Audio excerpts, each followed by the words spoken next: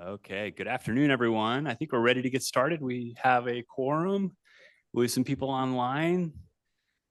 Thanks to those that are joining us online and to the board members and visitors here in the room.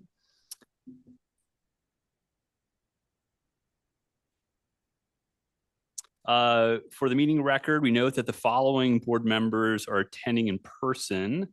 So we have Jerry Stevenson, we have Joel Ferry, Bill Wyatt, Jonathan Friedman, and in the room, who do we have online? Representative Cutler's online.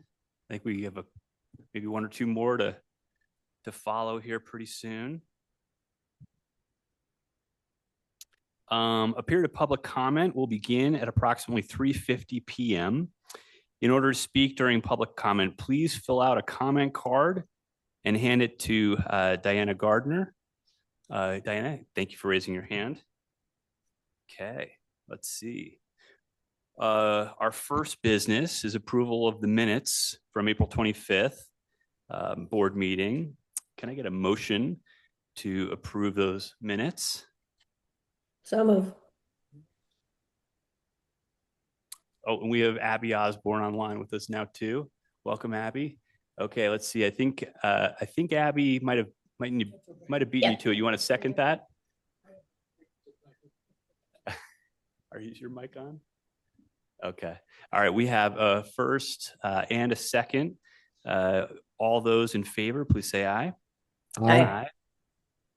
Any opposed? Great. The minutes are approved. We'll now turn the time over to Director Hart, to provide the Executive Director report. All right. Thank you, Mr. Chair Pro Tem, I think is the term. Anyway, good to be with you, board members. Also good to be with the public here at our board meeting. We're excited about today's board meeting. We've actually been working on this, a lot of the content that's being brought together for some time, and it really represents, I hope, the best of the port in terms of what we're trying to accomplish. When I look at our agenda today, we've got an opportunity to deconflict Poplar Grove, help deconflict Poplar Grove, protect the Great Salt Lake with wetland preservation, provide more police force for the Northwest Quadrant, help attract a really good manufacturer to the state, help support Juad County as they're expanding with some of their economic growth. This is an agenda I think everyone can get excited about. So we're really excited for today's agenda, doing really good things all across the state of Utah. So we appreciate our partners in all of these efforts. Really good teams and amazing people that we work with. So we've got a great agenda today. We hope we can get through it and ultimately have a chance to hear from the public and get some good things adopted. But the only thing that I'm going to mention from my standpoint, and then I'll turn it over to Lori, is that this past session, the legislature gave us the ability to trigger a parcel through what is called a designation order from the executive director. We made a commitment verbally, and I think we have it in policy as well, that whenever we did trigger a designation order from the executive director, that we would notify the public. So we wanted to put it on our agenda and let you know that we did trigger a designation order. We triggered a parcel in Iron Springs to help with an incentive for Hive Plastics, a great company that is growing in the Iron County area. So with that, we are going to hear from one of our newest employees, a rock star who we were able to get from the Uinta Basin up in Vernal and Duchesne County. And so Lori Haslam is going to give us an update on VERC and might have to remind us why it's called VERC, but the Spanish Fork project area.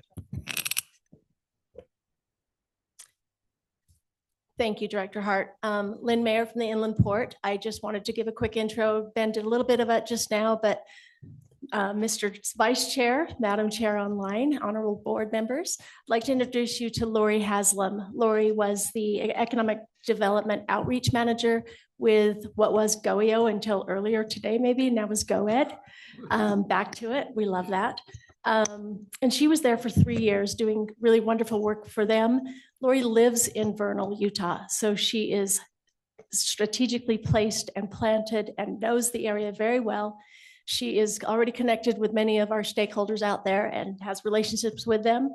And she's excited to have Black Gold out there. She's also overseeing the VERC project area and the Pony Express project area in Utah County. Excuse me. VERC, if you want to know, the Spanish Fork city has a high population of Icelandic people. And as a nod to their Icelandic roots, they opted to name the project area VERC, which is work in Icelandic. So that's why it is VERC. So we are happy to have Lori with us. And I just wanted to turn the time over to her, but give you a formal introduction to Lori. So. Good afternoon, Madam Chair online and board members. I am excited to be here today to talk to you about the updates that have went on in the VERC Industrial Park. This has been my first adventure to get to see some of the great works that the Utah Inland Port does. So I'm excited to share with you. So there's a total of 6 new buildings that have went up within the VERC Industrial Park area. The Stockman Flats project area has 5 new buildings, and it's more than 1 million square feet completed, designated to support manufacturing, warehousing, and logistical operations. Buildings are highly customizable and can be divided for multiple tenants. And also another large building is the Global Logistic Headquarters Development Park, Phase 1. The first building is up and occupied, approximately 5,866 square feet. So a total of 6 new parcels will be triggered in 2026. And now I'm going to show you a video that was designed by our marketing team.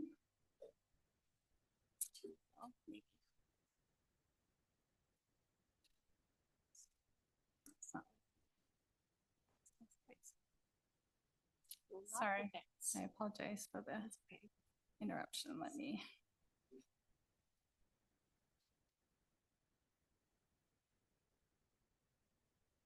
Stop sharing and share again. I apologize. It was working. While you're pulling that up, I'll mention that Senator Mike McKell, who resides in Spanish Fork, also doubles as the Icelandic honorary consul here in the state of Utah.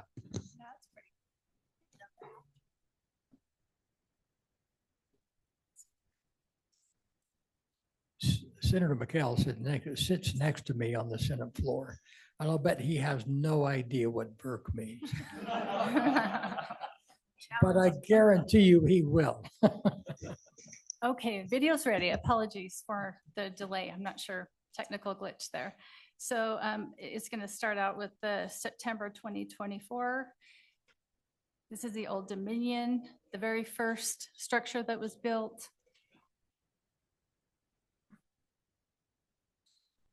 And now we're in April of 2026. And all of these buildings shown here, there's 5 of them total. You can't tell, actually that view you can tell. Those are all within the Stockman Flats. This is Stockman Flats again. And this is the Global Logistics building, sorry.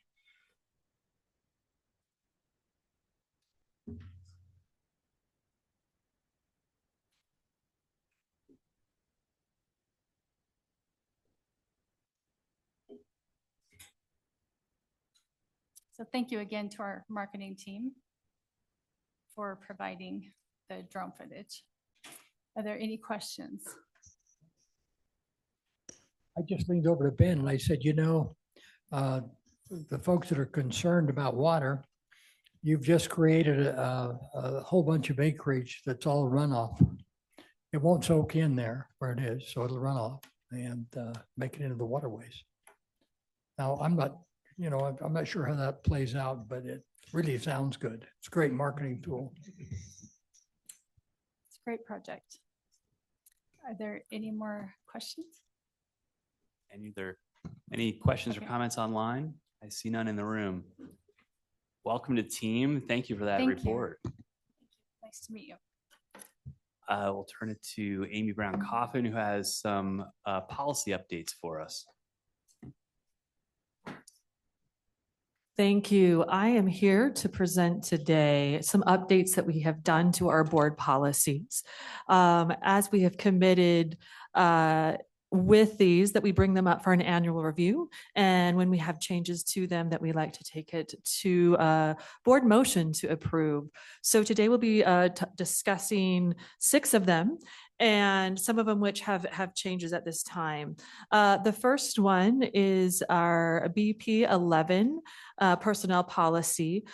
We have hired an HR consultant and had them review this policy. And given that review, we've added some additional information into this around definitions for protected activity, involuntary termination, undue hardship. We also have additional information on reasonable accommodations. We've added a final paycheck clause, as well as a religious expression clause and a comprehensive protected classes list that were added. We've also added some information around Social Security matching to allow a match if employees contribute to certain accounts. So with this policy, we'll be seeking today board approval on that one. The next one that we have is our board governance policy. This one's actually owned by Larry Shepard, our board secretary. We've reviewed this, especially with any legislative changes. And at this point, we do not have any changes that we are looking to have the board approve, but we will just continue on with this policy version 1.2. The next policy I'll be covering is our code of conduct. That's BP 15. As I mentioned earlier, we had this HR consultant review our code of conduct as well. And their review, we've added some additional language around our respect value to include our commitment to a workplace free from abusive conduct. We've also codified, which is something that we have been doing for years, but this annual requirement that we have both the board and our staff do with the conflict of interest disclosures. We've added a prohibition about using confidential information for personal gain. And we've expanded to include business associates and domestic partners in our conflict of interest section as well. We've added some additional enhanced language around post-employment sections to this conflict of interest, and added language of non-retaliation as it relates to whistleblowers acting in good faith. And then we've added language around the state-owned resources that they're really regarding public records and privacy, and updated references to the Utah Code itself. So we will be seeking board approval on this code of conduct. The next one I have is our public infrastructure districts policy. We reviewed this. This is owned by Ariane Gibson, our CFO Deputy Director. As we reviewed some of the language and changes from statute, we've added some enhancements around the PID board composition as it relates to changes in 17D-4 202.2, and updated a reference, which we will get into further, around our BP 17, formerly known as our wetlands policy, but we will be expanding that to our natural resources policy. And on that note, we're going to be talking about this specifically. This is formerly known as wetlands. We really wanted to enhance it.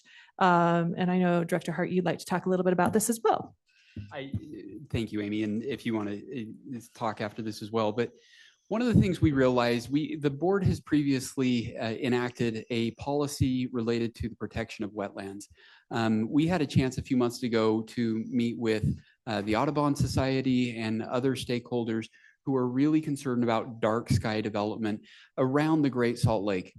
We also, and I know sometimes they don't think we hear, but we do, those who are concerned about industrial development near the Great Salt Lake, we are concerned about that as well.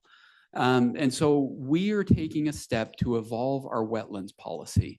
We want to look at something that's a little bit more comprehensive and deals also with dark sky, and also with the protection and encouragement of water, limited use and better use and more efficient use around the Great Salt Lake. So this is the start. I want to be clear, BP 17 and what we're looking at, we're not asking the board to adopt this today. We are starting the process. And for the public, we want to send a very clear message. We're going to be very forthright about this. We want your feedback on this policy. it really means something to us to try and get the right development around the Great Salt Lake. This new policy will give us a chance to do that. We want to be able to have a policy that our communities can work with, that will set a standard for other communities as well, that ultimately will create smart water use processes and developments around the Great Salt Lake, exactly what Senator Stevenson was just talking about. So we're going to be a little bit more public over the next couple months about this policy. We would really like to get it right. So for those who often share their concerns about how development occurs around the Great Salt Lake, please engage with us on this process. We are not just going through this as an exercise. We really want to adopt something meaningful. It means something to all of us to make sure that the development that happens around the Great Salt Lake is done right and is done in a way that protects the Great Salt Lake as much as is possible. We believe strongly we can create a good balance if we all work together. So yes, we did want to take just an extra second on this. I want to give Mona Smith a huge shout out. She was going to present this. She's been the force behind this. She was not able to make it today. She'll be with us in the future, but this is something we're excited about. We want to be able to engage with the public. Please let us know if there's anything from the public standpoint that you would like to see in this document. It's going to be online and available for feedback. We would really love to hear from you. We want to be able to get this right in a way that everyone feels comfortable about. Thank you, Director Hart. A good way to give us feedback on this is if you go to our website, utahinlandportauthority.utah.gov/contact. You can fill that form out and that gets right to us. And we would be glad to get really good feedback on this as well. And this policy sits, this draft version, if you go to our website under our board and meetings and agenda for today's meeting, you'll be able to see this link to it as well. Thank you very much. Any questions or comments from the board? Seeing none. Amy, you have the next point as well, discussing minor modifications to a few project area plans. Can you walk us through those changes? I will. I'm going to be sharing my screen so I can speak to this. What we have found is we would like to do some modifications to this to our projects to area plans and budgets to really clarify how these incentive percentages are articulated, what it means when we offer these. And so a lot of these, except for a couple of our project area plans and budgets today, will have just this adjustment to the recruitment incentive language, as well as just some minor formatting adjustments. We're really going to a standard approach on this. Our plan is today, as you can see this list, where we're going to be taking Ancient Sky, Black Gold, Castle Country, Central Utah Agri Park, Golden Spike, Historic Capital, and Iron Springs will all have these adjustments. Our plan is next month's board meeting to take the others. As you can see, we've just done it in alphabetical order so that it's really clear on how this works and how these calculations can come to be. I know that my colleague Scott Wolford would like to maybe speak a little bit on enhancements as this and why we came to this approach. Thank you, Mr. Chair. This sure makes things easier on my team for communication, not just with private sector companies looking to come into our project area, but transparency to the public and to our project area stakeholders. That instead of a percentage of a percentage, it's always fun to hand a story problem to people you're trying to talk to, that it's just a percentage of the total tax burden. We think that conveys a very clear message about what the recruitment incentive would be. It's also very clear that there's no entitlement to an incentive, but that authority rests with our board to decide if they want to go along with that. This will also help us in the future with the requirements around SB 206. We will have to start putting caps into any use of our tax increment. And this will also help us get to a clear calculation of what an acceptable cap would be. Happy to answer any questions on this at this time. There are none in the room. Are there any questions online? Larry, you'll let us know, I guess. Thank you for walking us through that. Those are some interesting changes. Okay, we have Stephen Smith next up, Associate Vice President of Regional Project Area Development. You have two presentations. The first is an annual recommended expenditures under the Salt Lake City interlocal agreement.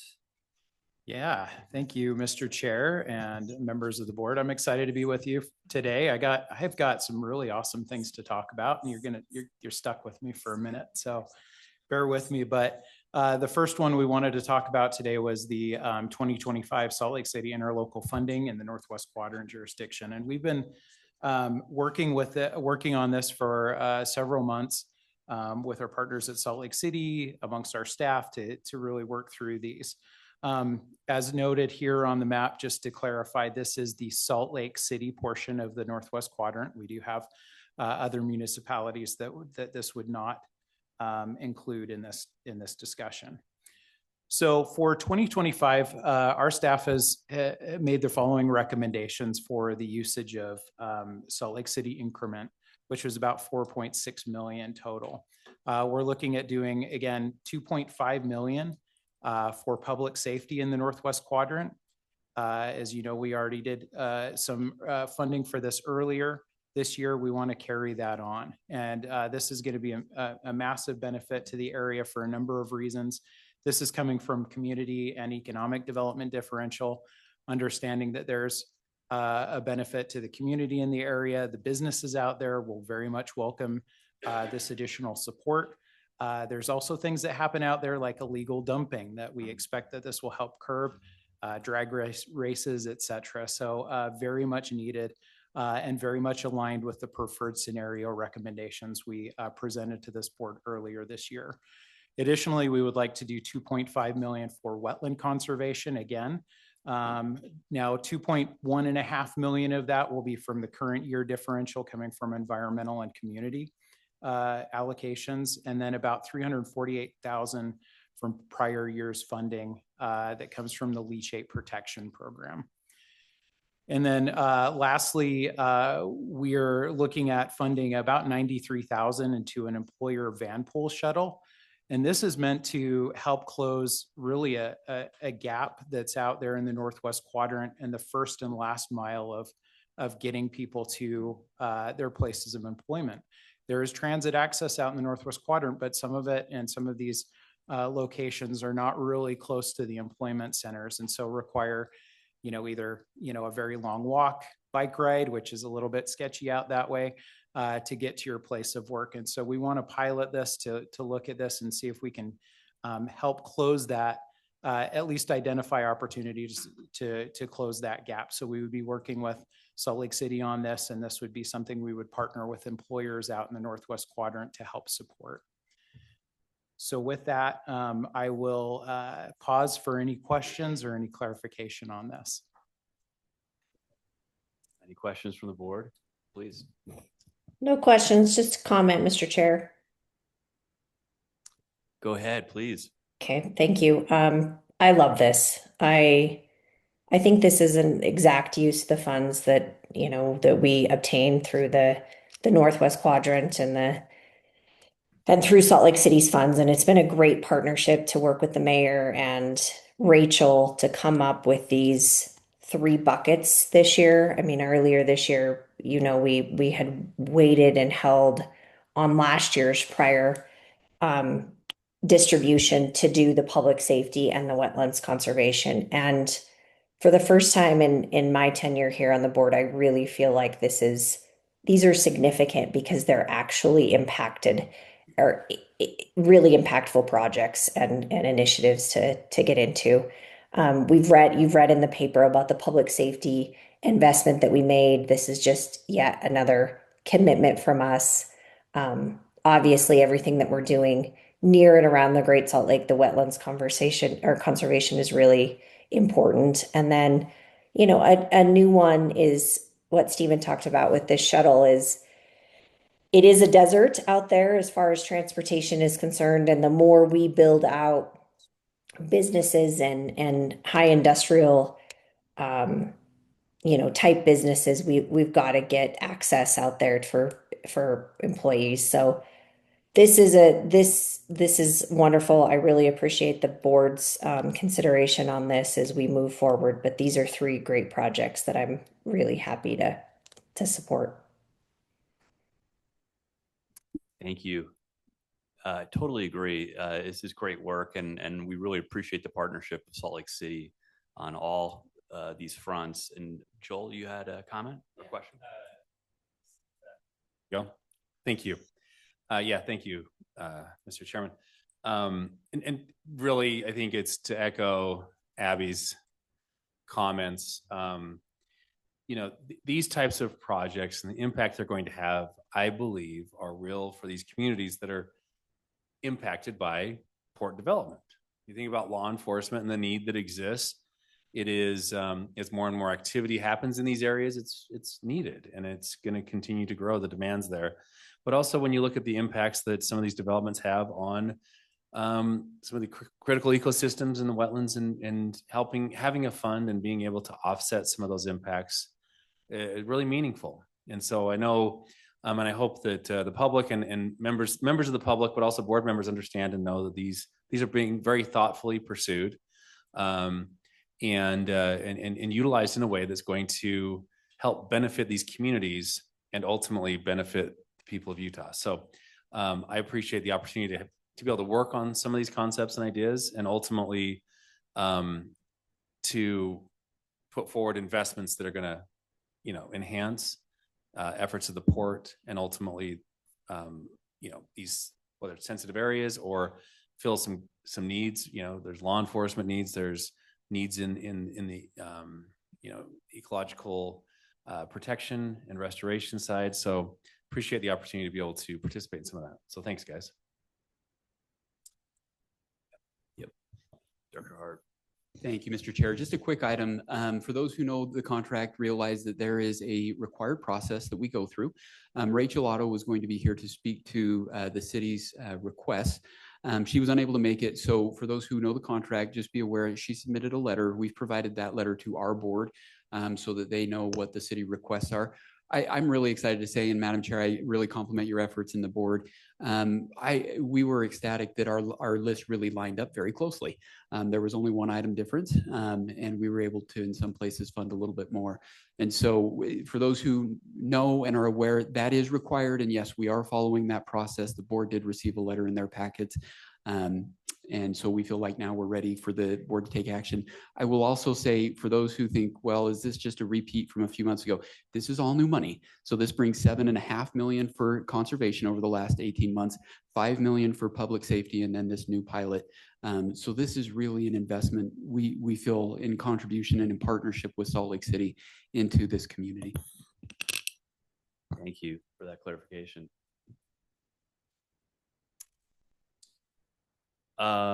And Joel, thank you for the guidance you're giving to the team. So ensuring that these investments are best placed where there's the most critical need, how we can minimize impact of growth, and just compliment the team on working on this so thoroughly.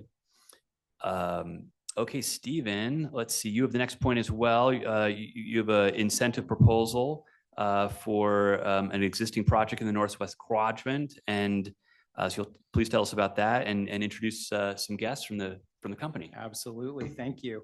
Yeah, I'm again excited to bring an incentive request to this board today for Silvus Technologies, which is a Motorola Solutions company, and I do have some guests with me today that I will turn the time over to in just a moment.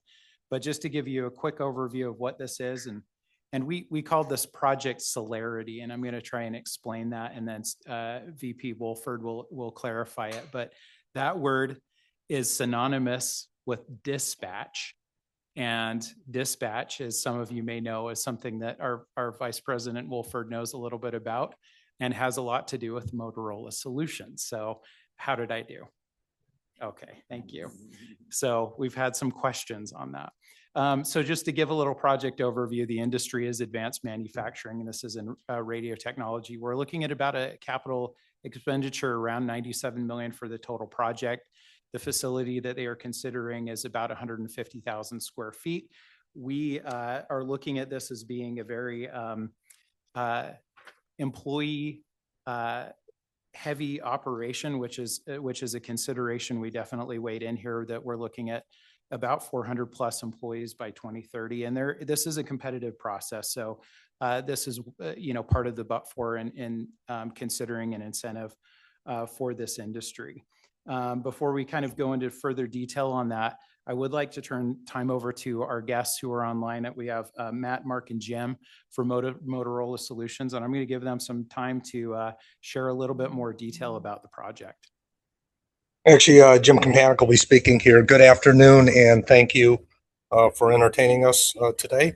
I am Jim Kampanik. I'm here representing Motorola Solutions, along with Matt Bauke from our supply chain and Mark Baer from our government affairs team. As you mentioned, Motorola is a global leader in public safety and enterprise security solutions. And in August of last year, we acquired a company called Silvus Technologies. They are a leader in mobile infrastructure communications, so it fits perfectly into kind of our portfolio. The need for Silvus Technologies products is expanding at a very rapid rate, necessitating a large manufacturing expansion outside of their Los Angeles home, which is where I am today. To that end, we're planning to make the significant capital investment that was just mentioned, 150,000 plus square foot facility, 400 plus jobs, $97 plus million of investment. So to that end, we believe this project aligns perfectly with the state's focus on high wage jobs, targeted industries such as advanced manufacturing, aerospace, and defense. And we are here this afternoon asking for your approval on the proposed incentive. Thank you. And we'd be happy to answer any questions. Thank you very much. And we appreciate your investment in the state. It's great to have Motorola Solutions entering the Northwest Quadrant. Are there any questions from the board? No question, just welcome, Jim, Matt, team. This is wonderful. This is the exact investment and build out that we want as an inland port. And welcome to Utah. It's really great to have you. I'll be moving there sometime before we open. So. Oh, wonderful. All right. Thank you. I will just note very quickly, just a few things. The incentive did get a favorable recommendation from our tax differential committee back in March. And we are looking at a 15% property tax rebate post-performance for this. Thank you. Yes, thank you, Chair. Yeah, I'll just echo the sentiment. I know the governor personally was very excited about this. We had a conversation, and he's very excited about the project when we talked to him. But GoEd, this has also gone through our process, and the partnership between GoEd and the port on this has been amazing. So I just want to say thank you for your team, and I think this is a great example of how these partnerships should work. And also just super excited to have Motorola continuing to grow. They've been an awesome partner so far, and we're excited to see that continue. Thanks. Thank you. Stephen, anything else from you? Nope, that's it. I'm going to hang out up here though for the next one, but I'll move over. Great. Yeah. Mr. Chair, I'll just mention this too. We don't mention this enough, but that partnership with Jeff's team at GoEd and his leadership in particular is so critical. Our partnership with DNR has allowed for really good things on conservation with what Jeff's doing, and they just had a really good brand rollout, which is probably worth recognizing as well.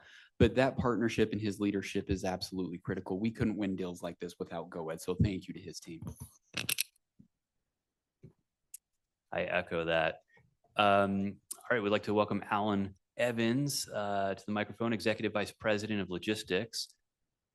He has a presentation of a proposed railroad grant that benefits the people on the west side of Salt Lake City. We also have Katie Winters of Patriot Rail here. Welcome. And for this presentation, so we turn the time to you. Great. Thank you, Chair and members of the board. So I'm really excited to be here talking about this because this is something that we've been talking about for a long time. And SLGW has a long history in Utah. They were first incorporated in 1891, 5 years before Utah was a state. They ran their first train starting in 1893, and they're still operating in the same yard that they operated in when they began service. And obviously, as development has occurred around there, and there's created some conflicts with the railroad and the cars and passenger and people. And so this grant is intended to help with those block crossings on the west side. Katie will talk about it here in just a minute, but in 2018,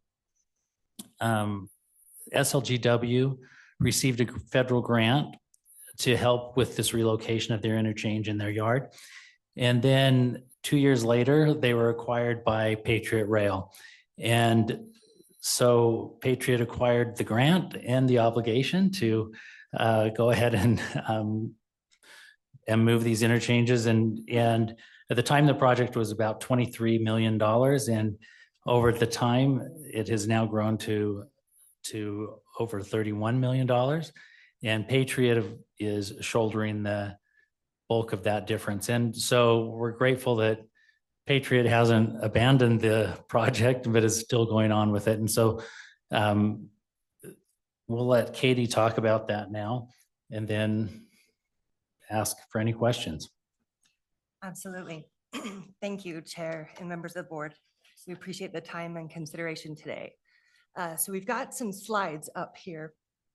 Shows the almost the entirety of our railroad. So you see the airport there in the center. The east yard, where the points that are marked on the map, that is where all of our interchange activity takes place. So every car that comes in or out of SLGW interchanges in that yard. You'll see it in more detail on the next slide, but it's 8th, 9th, and 10th West right there on South Temple in front of the Red Iguana 2. So very active with the carloads we move today, either SLGW employees, Union Pacific, or the Utah Railway on behalf of BNSF. Typically about 4 interchanges take place in that yard today.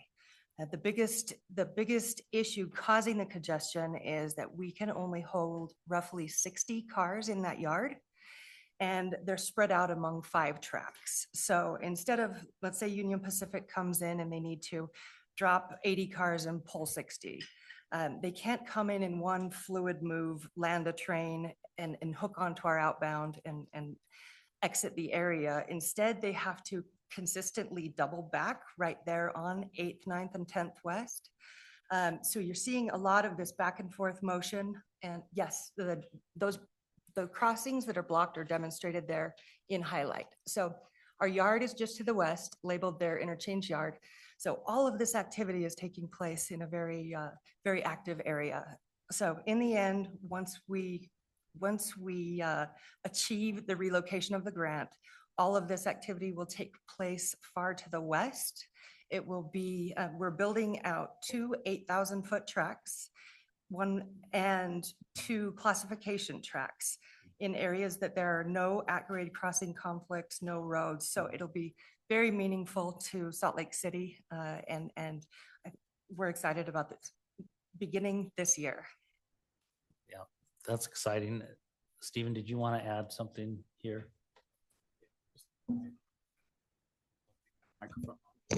But I'll just make a quick note as well that this project and rail deconfliction was absolutely a priority that came up in our preferred scenario as well.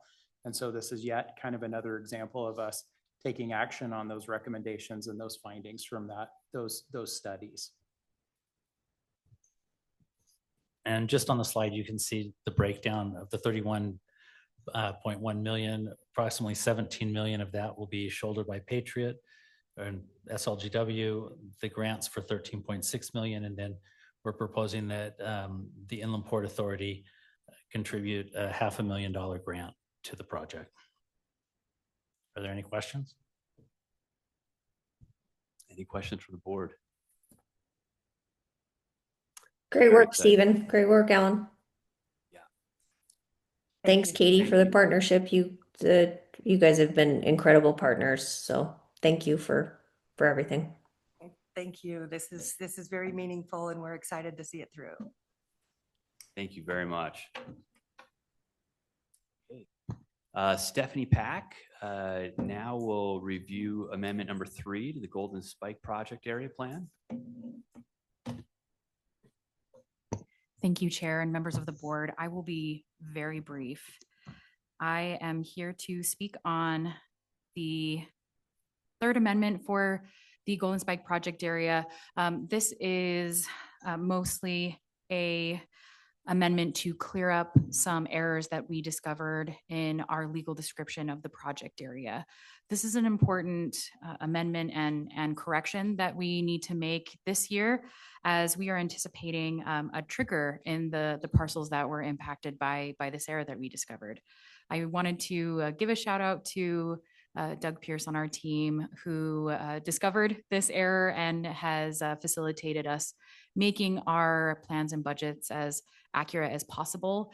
This has implications in our partnership with the county in recording these project area boundaries and creating some records that are going to support the ongoing implementation of our tools.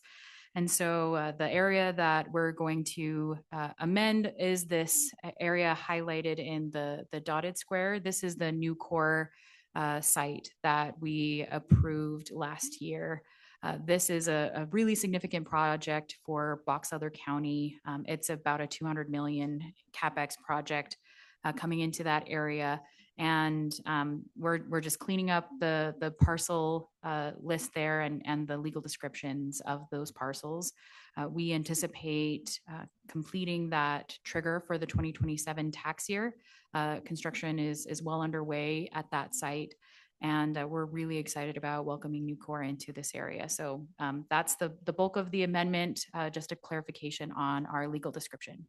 Any questions from the board? I don't see any in the room, but very exciting. Thank you so much for that update. Thanks.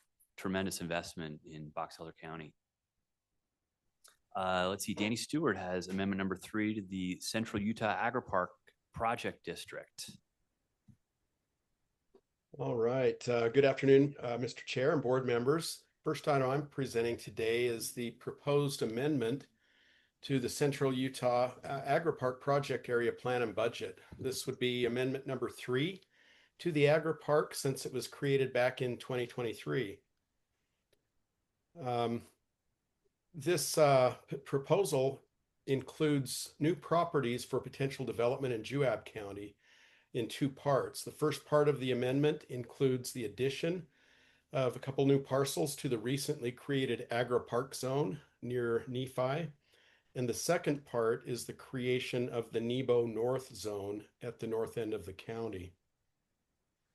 We are proposing the addition of about 70 acres to the Agri-Park zone that were not originally included in the potential development area, but have since been deemed important to development plans here. These parcels are shown in green on the map. Again, this is the area that's just north and west of the airport in Nephi. The second addition is about 475 acres located just north of the Mona Reservoir. These parcels have been the topic of discussion by the Juab County Planning Commission and the County Commission for potential development. So we feel they're important to include these in the project area. This amendment was presented to the Tax Differential Committee last week. It received a unanimous vote to bring it to the board today. Are there any questions regarding Amendment 3 to the Central Utah Agri-Park? I don't see any in the room. Any online? Thank you.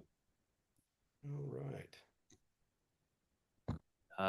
Danny, for our final presentation, we have a tax sharing agreement in Beaver County that you plan to walk us through. Yeah, this next item of business is very important to Beaver County. It's not huge, but it addresses a safety issue that's associated with the ongoing development in the Mineral Mountains project area. This is a request for a tax sharing agreement to use $10,000 of tax differential, which has been collected already, to be used as partial payment for a study to determine the necessity for a turning lane to Geothermal Plant Road north of Milford on Highway 257. The construction of Fervo's Cape Station Phase 1 project near Milford has added significant amount of traffic entering and exiting the state highway to the geothermal plant road. The county sees a need to have a study done to determine whether to construct a turning lane for the increased traffic. The total cost of this study is $40,000. The county would partner with Fervo by using this $10,000 of tax differential that has been collected to combine with $30,000 from Fervo to complete this project. Are there any questions about this proposed tax sharing agreement? I don't see any online. Okay. So this agreement was presented to the Tax Differential Committee also last week, and it received a unanimous recommendation to the board. So a resolution for the board's consideration will be presented at the end of today's meeting. Great. Thank you, Danny, very much. Thank you. Okay, that concludes the presentations, and we will now move to anything else from anyone. And okay, if not, then we'll move to public comment. Upon recognition by the chair, speakers shall approach the board to make their comment. All comments shall be directed to the chair. Once your name is announced, you'll have 2 minutes. In order to support a respectful meeting, items that disrupt the meeting, intimidate other participants, or cause safety concerns are not allowed and will not be tolerated. We will conclude the public comments portion of the meeting when all comments have been heard or after 15 minutes. So we invite first, okay. Oh, we have one, okay. Monica Hilding, sorry. Please come to the front.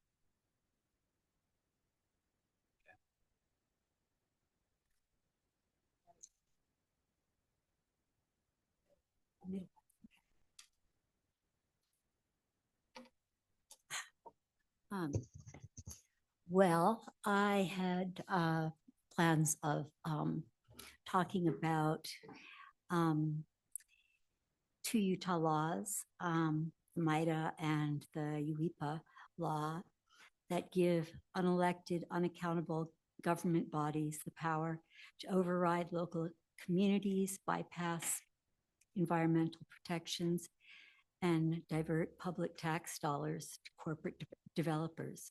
These are not obscure technical statutes. They shape where water goes, what gets built next to your neighborhood, and whether the future generations inherit a livable Utah. There's been a lot in the news about the MITA project. Coming to this meeting and learning how successful the interlocal agreement has been with Salt Lake City. I was part of that, and I'm very happy that a substantial amount of that money was put towards wetland conservation, and we really need to thank Salt Lake City for pushing for that.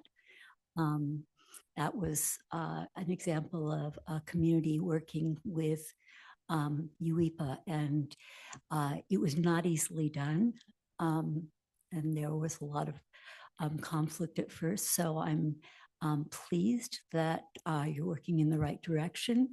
I'm pleased that with Beaver County, with the Fervo development, that you're working with locals to address issues that have come up because of development with UIPA.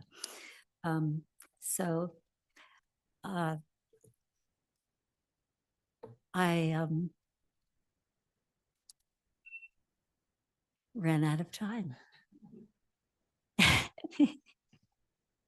Monica, thank you very much for your comments and underscoring the importance of partnerships. We completely agree.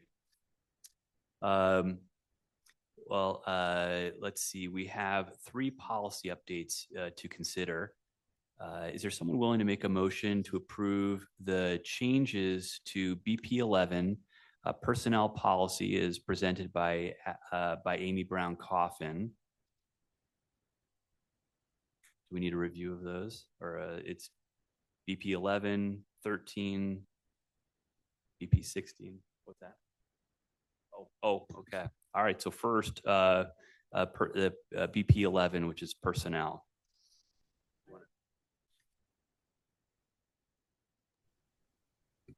Oh, hold on, Jerry. We got to get your live. There you go. Now There we go. I would move that we approve the BP 11 personnel policy. I'll second. Great. We have a first and second. All in favor, say Aye. Aye. Thank you. Okay. All right. Director Hart's going to read the next motion. All right. The next motion is to approve BP 14, Board Governance Policy as presented. 15, sorry. BP 15, Code of Conduct Policy as presented by Amy Brown Coffin. I'll make that motion. Is there a second? I would second the motion. Thank you. All in favor, say aye. Aye. Aye. Any opposed? Thank you. That carries. Passes. The next motion would be to approve BP 16 as presented by Amy Brown Coffin. That's on public infrastructure and districts. Can we get a motion for that approval? I'll make that motion. Thank you, Jeff. Is there a second? I would second. Thank you, Jerry. All in favor, say aye. Aye. Aye. Are there any opposed? Thank you. That passes. Mr. Chair, the next motion is to approve Resolution 2026-20, a resolution of the Utah Inland Port Authority Board adopting amendments to the Ancient Sky Inland Port Project Area Plan. Thank you, Ben. Will someone make a motion to adopt Resolution 2026-20? I would make the motion that we adopt Resolution 2026-20. And a second? I'll second. Thank you. All in favor, please say aye. Aye. Any opposed? That passes as well. The next motion is to approve Resolution 2026-21, a resolution of the Utah Inland Port Authority Board adopting amendments to the Black Gold Inland Port Project Area Plan. Thank you. Someone would like to make a motion? I will make that motion. Thank you. I will second it. All in favor, please say aye. Aye. Are there any opposed?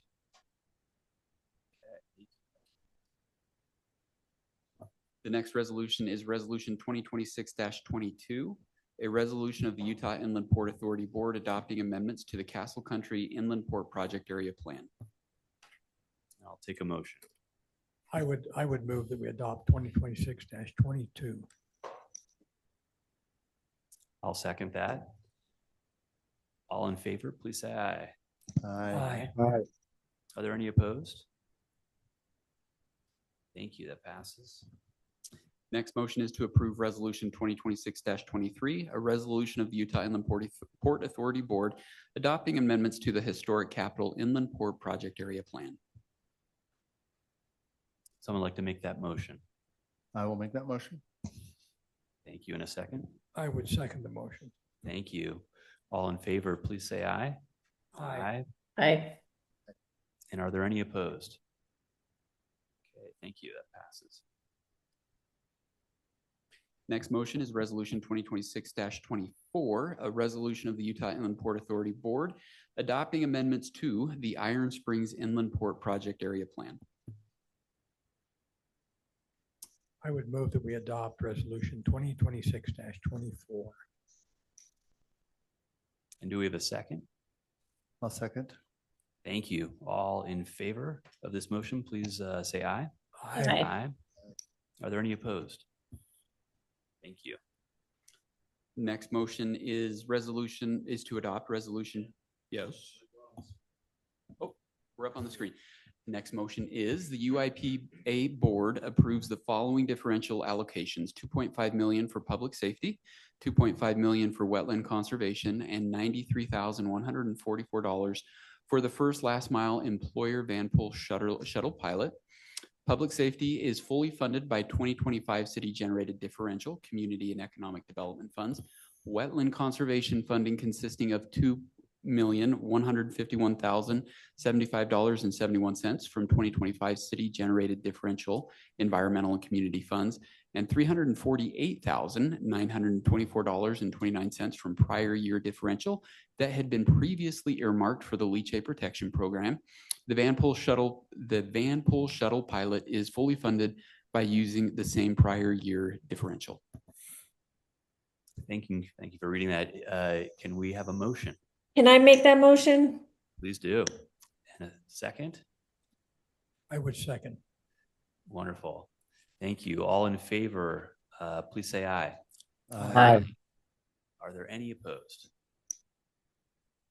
Thank you. That passes. I'm going to wait for this one. This one's. And I love this this container artwork that was up there by that Steve Price commissioned. That's a very cool project out in the west side. All right, Mr. Chair, the next motion is the UIPA board approves an annual assessed property tax differential rebate incentive for the Silvus Technologies facility and capital expense as outlined in the incentive application, specifically limited to their 150,000 square foot facility and related personal property. This rebate will be equivalent to 15% of the differential received by the UIPA for 25 years. This annual rebate is contingent on meeting all incentive requirements, including corporate stewardship plan and the project's continued operation within the Northwest Quadrant project area for the duration of the incentive period. Thank you. Can I get a motion on this proposal? I'll make that motion. And will someone second? I will second. Thank you. All in favor, please say aye. Aye. Aye. And are there any opposed? Thank you. That passes. I just didn't want to appear to be a motion glutton. We're almost done. We're getting closer. Proposed motion, the Utah Inland Port Authority Board approves Salt Lake Garfield and Western Railway, SLGW, a grant of $500,000 upon completion of the interchange relocation project, which is intended to reduce blocked crossings on the west side of Salt Lake City and improve rail capacity within the Northwest Quadrant. I'd love to make that motion. That gives us more access to the Red Iguana too. Great. And a second, please. I'll second. Thank you. All in favor of this motion, please say aye. Aye. Aye. Are there any opposed? Thank you. That passes. All right, Mr. Chair, the next motion is Resolution 2026-25, a resolution of the Utah Inland Port Authority Board adopting amendments to the Golden Spike Inland Port Project Area Plan. Thank you, Ben. Can I get a motion, please? I will make that motion. Thank you. And a second? I would second. Thank you. All in favor? Say aye. Aye. Aye. Are there any opposed? Thank you. Mr. Chair, the next motion is Resolution 2026-26, a resolution of the Utah Inland Port Authority Board adopting amendments to the Central Utah Agri Park Inland Port Project Area Plan.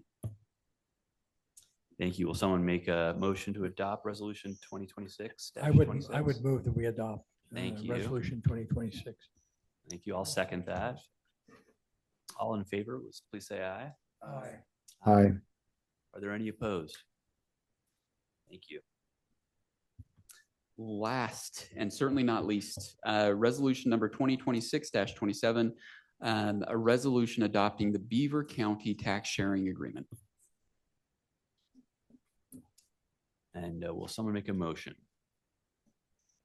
I would move that we adopt the resolution 2026-27 Beaver County Tax Sharing Agreement. And a second? I'll second. Thank you. All in favor? Aye. And are there any opposed? That passes. Thank you very much, everyone. The chair will now entertain a motion to move forward to a closed session to be held now. at 4:04 PM here at the Utah State Capitol, 350 South State Street, room 445, Salt Lake City, Utah, 84103, and via electronic meeting for the purpose of a strategy session to discuss the purchase, exchange, and lease of real property as allowed and described in section 52-4-204 and -205 of the Utah Code under the Open and Public Meetings Act. Do I have a motion? I would make that motion. And I will second that. All in favor? Mr. Chair, this one actually requires a roll call vote. Oh, I okay. apologize. So All I'll right. read off if that's okay. Please do. Jeff Moss, Yes. Jerry Stevenson, Yes. Paul Cutler, Yes. Madam Chair, Yes. Mr. Chair. Yes.